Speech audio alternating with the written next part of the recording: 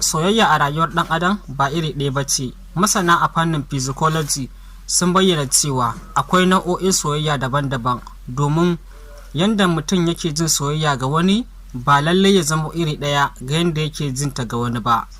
Wasu masana suna danganta wannan fahimtar bisa tsaffin tunanin falsafa na Greek philosophy. Ga nau'o'in soyayya guda 7 waɗanda ake yawan magana a kansu. Na ɗaya, akwai soyayyar sha'awa, romantic love. Wannan ita ce soyayyar da ake samu tsakanin namiji da kuma mace ko kuma ma'aurata. Halayenta sun haɗa da sha'awar juna sosai, jin daɗin kasancewa tare, tunanin yin aure ko kuma rayuwa tare, kishin wani idan wani ya kusanci wanda yake so. Wannan nau'in soyayyar shine mafi shahara a rayuwa domin shine tushen aure da iyali. Sai abu na biyu, soyayyar family love, wato soyayya ta iyali. Wannan ita ce soyayyar da ke tsakanin 'yan uwa kamar iyaye da 'ya'ya, 'yan uwan juna, kakanni da kuma jikoki. Wannan soyayyar tana da tausayawa, kulawa da sadaukarwa. Iyaye suna wahala sosai domin su faranta wa 'ya'yansu rai. Wannan soyayyar yawanci tana ɗorewa sosai saboda jini ne ya haɗa mutanen. Sai abu na uku, soyayyar abokai, friendship love. Wannan ita ce soyayya da ta ƙawance tsakanin abokai. Halayenta sun haɗa da amincewa da juna, raba sirri, taimakon juna, kasancewa tare a lokacin farin ciki da kuma damuwa. Ba lallai a samu sha'awar aure a cikinta ba. Wannan soyayyar tana taimakawa mutum ya samu goyon baya a rayuwa. Sai kuma na 4, soyayyar kai, self love. Wannan shine mutum ya girmama kansa kuma ya kula da kansa. Misali, kula da lafiyar jiki, girmama mutuncin kai, yin abin da zai inganta rayuwa.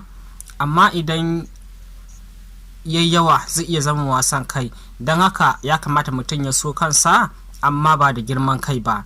Sai abu na 5, soyayyar Allah ko addini, spiritual love. Wannan tana nufin soyayya ta Allah da kuma addini. Mutum yana yin ibada, yana gujewa abin da addini ya hana, ya taimaki mutane kuma saboda Allah. Wannan tana sa mutum ya zama mai tausayi da adalci. Sai abu na 6, soyayyar tausayi ga mutane, compassionate love. Wannan ita ce soyayya ta tausayin dukkan mutane. Misali, taimakon mabukata, jin tausayin marasa lafiya da kuma taimakon waɗanda suke cikin matsala.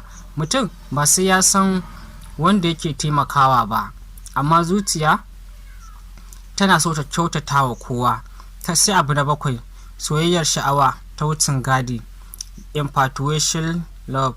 Wannan wani nau'i ne na soyayya da yake zuwa da gaggawa, yana da motsin zuciya sosai, amma wani lokaci baya ɗorewa. Mutum yana ganin wani yanayi, ganin wani ya burge shi, sai zuciyarsa ta ɗauka soyayya ce, amma bayan wani lokaci sai ya gane soyayyar ba ta gaskiya ba ce.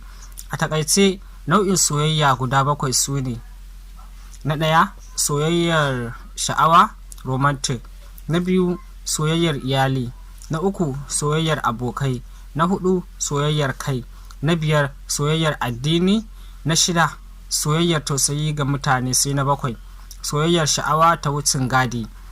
Abu mai ban sha'awa a rayuwar mutum, ana iya samun fiye da nau'in soyayya a lokaci guda. Misali, mutum yana iya son iyayensa, son abokansa, kuma yana soyayya da matar da zai aura. Idan kuna buƙatar daɗa tambaya ta, kuna iya yi min tambaya ta comment. Ina jiran tambayoyinku. Sai an jima mu haɗu a kashi na gaba. Kafin nan, ku yi mana follow da share ko da ba ku yi mana like ba.